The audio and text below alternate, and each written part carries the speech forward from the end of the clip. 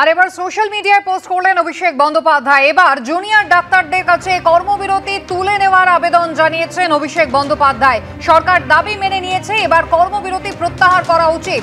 প্রথম দিন থেকে আমি নিরাপত্তা নিয়ে ডাক্তারদের উদ্বেগকে সমর্থন করেছি। হাসপাতালগুলির নিরাপত্তা বাড়ানোর কাজ চলছে, সুপ্রিম কোর্টে জানিয়েছে সরকার। আশা করা যায় 14 দিনের মধ্যে সব জায়গায় সিসিটিভি বসানো হয়ে যাবে। চিকিৎসকদের দাবিকে সম্মান জানিয়ে সিপি এবং স্বাস্থ্য দপ্তরের শীর্ষ কর্তাদের সরানো হয়েছে। এবার জুনিয়র ডাক্তারদের কাছে কর্মবিরতি তুলে নেওয়ার আবেদন জানিয়েছেন অভিষেক বন্দ্যোপাধ্যায়। সোশ্যাল মিডিয়ায় তিনি পোস্ট করে বলেছেন, জুনিয়র ডাক্তারদের দাবি সরকার মেনে নিয়েছে, তাই এবার কর্মবিরতি প্রত্যাহার করা উচিত। প্রথম দিন থেকে আমি নিরাপত্তা নিয়ে ডাক্তারদের উদ্বেগকে সমর্থন করেছি। হাসপাতালগুলির নিরাপত্তা বাড়ানোর কাজ চলছে, সুপ্রিম কোর্টে সরকার জানিয়েছে। আশা করা যায় 14 দিনের মধ্যে সব জায়গায় সিসিটিভি বসানো হয়ে যাবে। ডাক্তারদের দাবিকে সম্মান জানিয়ে সিপি এবং স্বাস্থ্য দপ্তরের শীর্ষ কর্তাদের সরানো হয়েছে।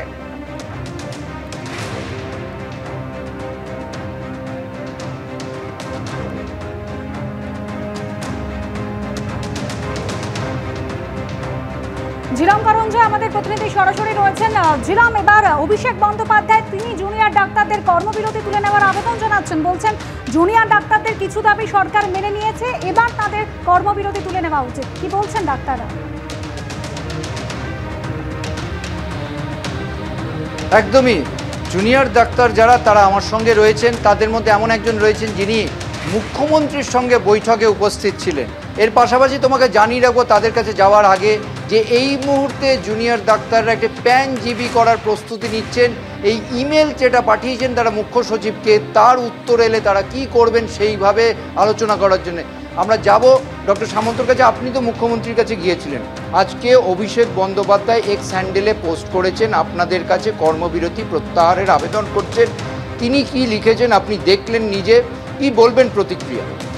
আমি বলবো, আমি একটু আগেও যেটা বললাম যে আমরা অতি শীঘ্র কাজে ফিরতে চাই, এবং সেইটার ভিত্তিতে একটু আগেও আপনাকে যেটা বললাম যে সেফটি এবং সিকিউরিটি সেই নিয়ে যে কথা, সেটা কিন্তু একটু আগেও আমি যেটা বললাম, সেইটা আমাদের সদিচ্ছা আছে বলেই কিন্তু আমরা আবার মিটিংয়ে বসতে চাইছি।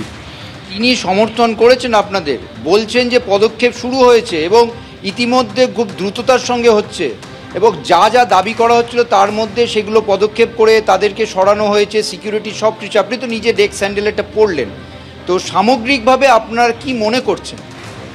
এটা কিন্তু আমি যদি খুব পয়েন্ট ওয়াইজ বলি তাহলে 4 নম্বর পয়েন্টে এটা ছিল যে পরিকাঠামো, সেফটি, সিকিউরিটি এবং সেটার টাস্ক ফোর্স এবং সেটা কিভাবে ফাংশন করবে সেই সব নিয়ে আমরা আলোচনা করতে চাই এবং আরেকটু অ্যাসিওর্ড হতে চাই।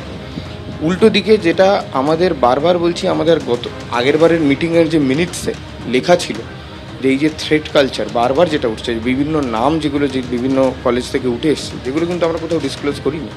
আমরা ওনাদের সাথেই আলোচনা করতে চেয়েছি এই বিষয় নিয়ে, এবং ওনারাও সেই আশ্বাস দিয়েছিলেন যে পরবর্তীকালে 4 এবং 5 নম্বর দাবি নিয়ে আলোচনা করবেন।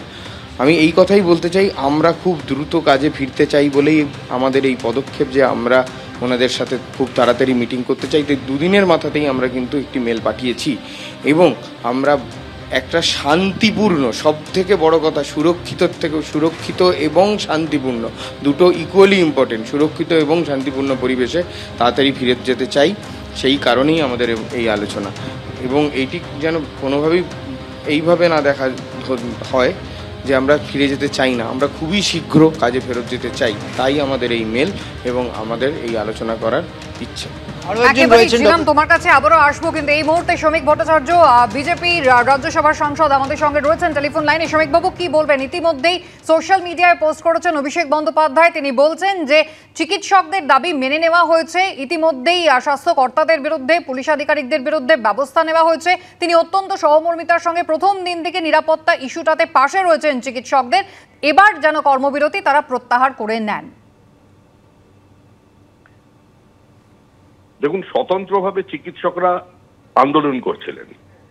এই আন্দোলনের মধ্যে ভিন্ন ভিন্ন মতাদর্শের চিকিৎসক আছেন, কিন্তু তারা সমস্ত রং দূরে সরিয়ে রেখে যে স্বতঃস্ফূর্ত প্রতিবাদ করেছেন তাতে আপামর জনসাধারণ সামিল হয়েছেন। কুচবিহার থেকে কাকদ্বীপ পর্যন্ত, পাহাড় থেকে সাগর পর্যন্ত একটি বিশেষ অংশকে বাদ দিয়ে সমাজের সর্বস্তরের মানুষ আজকে তাদের এই দাবি, তাদের আন্দোলন পাশে দাঁড়িয়েছে এবং রাজনৈতিক দল হিসেবে, প্রধান বিরোধী দল হিসেবে আমরা আমাদের সহমর্মিতা, আমাদের সহমত এবং আমাদের সমর্থন এই আন্দোলনের সঙ্গে দিয়েছি। আমরা কোনোভাবেই এই আন্দোলনকে আমাদের রাজনীতির আঙ্গিকে বিচার করিনি। সেই জন্য আমরা মনে করি যারা আন্দোলন করছেন তারা সিদ্ধান্ত নিতে সক্ষম এবং তারা একটা স্বতন্ত্র অবস্থান থেকেই সিদ্ধান্ত নেবেন। আজকে যে তৃণমূল কংগ্রেস সহমর্মিতার কথা বলছেন, দাবির কথা বলছেন, এই পরিস্থিতি কারা তৈরি করেছে? আজকে যারা বলছেন তাদের প্রতি সহানুভূতি দেখাচ্ছেন, যেদিন সন্দীপ ঘোষকে সাসপেন্ড করা হয়েছিল বা গ্রেপ্তারের দাবি উঠেছিল, 4 ঘন্টার মধ্যে তাকে প্রাইজ পোস্টিং কেন দেওয়া হয়েছিল? আজকে যে পুলিশ কর্তার বিরুদ্ধে সাধারণ মানুষের অভিযোগ আছে, সবাই যখন তার গ্রেপ্তারি চাইছেন, তো তাকেও তো একটা প্রাইজ পোস্টিং দিয়ে দেওয়া হলো।